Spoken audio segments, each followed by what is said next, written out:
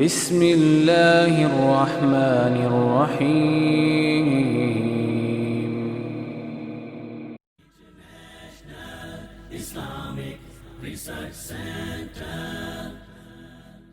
نماز فجر سے نماز ضحیٰ تک مسلسل ذکر کرنے سے بہتر ذکر. سیدہ جویریہ رضی اللہ تعالی عنہ سے روایت ہے، نبی کریم صلی اللہ علیہ وسلم سویرے ہی نماز پڑھ کر ان کے پاس سے چلے گئے، جبکہ وہ اپنی جائے نماز میں بیٹھی ہوئی تھی. جب آپ صلی اللہ علیہ وسلم چاشت کا وقت ہو جانے کے بعد واپس آئے تو میں وہیں بیٹھی تھی. ذکر کی محبت ہے.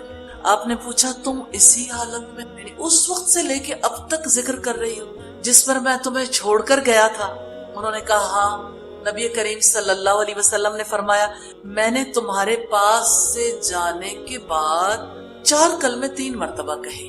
اگر ان کا وزن ان کلمات سے کیا جائے جو تم شروع دن سے کہہ رہی ہو تو وہ ان پر وزن میں زیادہ بھاری ہوں گے، اور وہ یہ ہیں: سبحان اللہ و بحمدہ عدد خلقہ ورضا نفسہ وزینت عرشہ ومداد کلماتہ.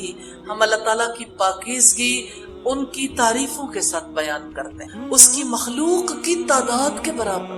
سبحان اللہ.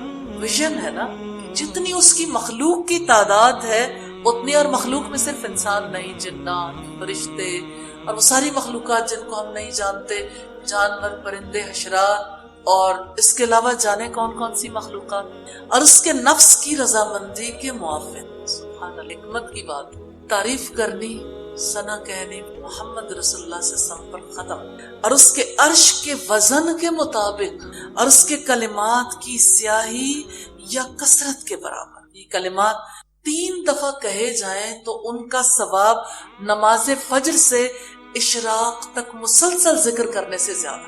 رسول اللہ کا طریقہ کتنا پیارا ہے نا. مشقتوں سے بچایا اور ایسا راستہ دکھایا جس میں ثواب کثیر ہے اور مشقت بہت. یہ 4 کلمات 3 دفعہ کہہ لیں